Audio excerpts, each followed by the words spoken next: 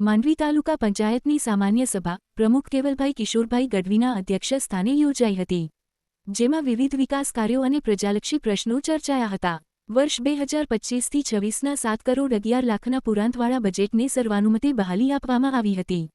આ સામાન્ય સભાની જાણ જે તે સરકારી ખાતાઓને કરવામાં આવી હતી, છતાં મોટાભાગના સરકારી અધિકારીઓ ગેરહાજર રહેતા પદાધિકારીઓમાં કચવાટ ફેલાયું હતું.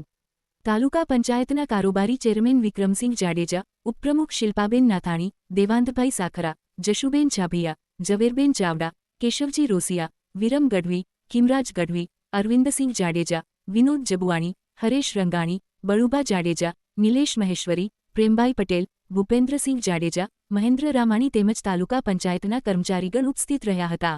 સૌપ્રથમ તો 26-27નું બજેટને અહીંથી તાલુકા પંચાયતમાં બહાલી આપી અને જિલ્લા પંચાયતમાં મોકલવામાં આવ્યું હતું. અને વાત રહી કે જે અધિકારીઓ સામાન્ય સભામાં હાજર નહોતા રહ્યા, તો દરેકે દરેક તાલુકા પંચાયતના સદસ્યશ્રીઓને જે સમસ્યા ત્યાં પોતાના વિસ્તારમાં છે, જે તેમના પ્રશ્નોના નિવારણ માટે ત્યાંના અધિકારીઓને બોલાવતા હોઈએ, પરંતુ આજની સામાન્ય સભામાં 3 થી 4 અધિકારીઓ એવા હતા કે જેમને ટેલિફોનિક જાણ કરવામાં આવી હતી, ઓન પેપર લેખિત જાણ કરવામાં આવી હતી, તેમ છતાં પણ એ જે હાજર નથી રહ્યા, તો અમારી સર્વ તાલુકા પંચાયતની ટીમ એ સર્વાનુમતે એક એવું ઠરાવ કર્યું છે કે એમને કડકમાં કડક નોટિસ ફટકારી અને એના લેખિતમાં જવાબ માંગવામાં આવ્યા છે.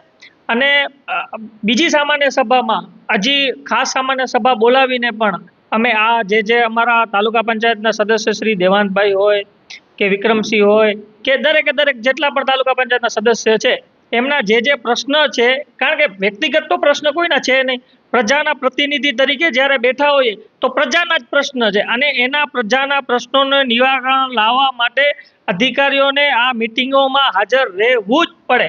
એના માટે કડકમાં કડક સૂચના આપી અને આજે અમે ટીડીઓશ્રીને પણ મેં સૂચના આપી છે કે એમના દ્વારા નોટિસ ફટકારવામાં આવે અને જિલ્લા પંચાયતમાં તેની રિપોર્ટિંગ કરવામાં આવે, કારણ કે જો અધિકારીઓ હાજર નહીં રહે તો કઈ રીતે કામ કરશું. એટલે જેટલા અધિકારીઓ નહોતા રહ્યા હાજર એમને નોટિસ ફટકારી અને બીજી સામાન્ય સભા એના માટે ખાસ સામાન્ય સભા બોલાવી અને આજે જે પ્રશ્નો રજૂ થયા છે એની કેટલી અમલવારી થઈ છે એના બધા રિપોર્ટિંગ અમારા કનેથી અહીં તાલુકા પંચાયતમાં લેવામાં આવશે. અને વિશેષ ચર્ચા કે જેટલા વિકાસના કામો જે તાલુકા પંચાયતની ગ્રાન્ટમાંથી ફાળવવામાં આવ્યા છે અને એ કામો ચાલુ નથી કરવામાં આવ્યા, તો કેમ નથી કરવામાં આવ્યા, ચાલુ છે તો કયા સ્થિતિ ઉપર છે, દરેકે દરેક કામગીરીને પણ અવલોકન કરી પછી દેવાંતભાઈના પ્રશ્નો, જે પીજીવીસીએલના પ્રશ્નો હતા, જે તળાવોના પ્રશ્નો હતા, એ બધા પ્રશ્નો અમે રજૂ કરી અને જે જવાબદાર અધિકારીઓ હતા એમાંથી લેખિતમાં પણ જવાબ માંગ્યા છે. અને બીજી સામાન્ય સભા અમે ખાસ સામાન્ય સભા બોલાવી અને એ પ્રશ્નનો કયા સ્ટેજ ઉપર પહોંચ્યો છે એની વિસ્તૃત ચર્ચા કરવામાં આવશે, કારણ કે તો જ ખરા અર્થમાં સામાન્ય સભામાં જો પ્રશ્નની અમલવારી થતી હોય તો જ ખરા અર્થમાં ગામડાના પ્રશ્નોનું નિવારણ આવશે. એના માટે અમે સમગ્ર ટીમ અમારી તત્પર રહી અને કામગીરી કરી રહી છે. આજે રોજ માંડવી તાલુકા પંચાયતની અંદર તાલુકા પંચાયત સભાખંડની અંદર અમારી 26-27ની બજેટની એક મિટિંગ હતી. બજેટને બાલી આપવાની મિટિંગ હતી. તાલુકા પંચાયતના પ્રમુખભાઈ શ્રી કેવલભાઈના નેતૃત્વમાં મિટિંગનું તાલુકા પંચાયતના સભાખંડની અંદર અમે આ મિટિંગનું આયોજન કર્યો હતો અને તાલુકાને લગતા અને ખાસ માંડવી તાલુકાની પ્રજાને કનડગળતા પ્રશ્ન મારી દ્વારા રજૂ કરવામાં આવ્યા હતા. કુલ 14 પ્રશ્નો મારા હતા તાલુકા પંચાયતની આ સામાન્ય સભાની અંદર. એની અંદર મેં લખિત એ લોકોને 8 દિવસ અગાઉ પણ જાણ કરી દીધી હતી કે ભાઈ આ તકલીફો માંડવી તાલુકા વતી પ્રજાની જે ફરિયાદો છે, પ્રજાનો જે અવાજ છે એ મારા સુધી પહોંચ્યો હતો અને એ મેં પ્રશ્ન આજે તાલુકા પંચાયતની અંદર સામાન્ય સભાની અંદર મૂક્યો હતો. પરંતુ કોઈ પણ કારણસર અથવા ભ્રષ્ટ અધિકારીઓને મને એવું લાગ્યું કે છારવામાં આવ્યું છે, એ લોકોને દૂર રાખ્યો હતો. આજની સામાન્ય સભાની અંદર એ અધિકારીઓ હાજર નહોતા રહ્યા, એટલે ખરેખર મને થોડો દુઃખ પણ લાગ્યું કે આ પ્રજાનો પ્રશ્ન હતો, મારો એક પ્રતિનિધિનો પ્રશ્ન હતો, મારો જે અવાજ હતો એ પ્રજાનો અવાજ હતો. કારણ કે મને જ્યાં ખબર પડી કે માંડવી તાલુકાના મેરાવ ગામમાં શેરવા નેશનલ હાઈવેની બાજુની અંદર એક મોટો તળાવ આવેલો છે, 80-85 વર્ષ જૂનો તળાવ અહીંયા છે, હયાત તળાવ છે. એ તળાવની અંદર તળાવ દાટી દેવામાં આવી રહ્યો છે. તો મેં જે તે વખતે મામલેદારને પણ મોકલવામાં આવ્યો, પણ એ એવું કહે છે કે એ પંચાયતના રેકર્ડમાં નથી. તો તો એને તળાવને લોકો જે પણ કોઈએ પાર્ટી કે જે કોઈ લીધો હોય એ તળાવને દાટી રહી છે. ત્યારે આજે આપણે ખ્યાલ છે કે આપણી સરકારનો એક લક્ષ્ય છે કે આપણે પાણીના સ્થળ ઊંચા આવે એના માટે તળાવની અંદર કેટલા બધા ખાણેતરા કામો થઈ રહ્યા છે. ત્યારે આવો એક હયાત તળાવ જેની જે તે વખતે અહીંયા બાજુમાં રહેવાસી છે, મારી કને એવિડન્સ પુરાવો પણ છે, એની અંદર અછત કામગીરી સરકારશ્રી દ્વારા કામગીરી પણ થયેલ છે, માટીકામ પણ થયેલ છે.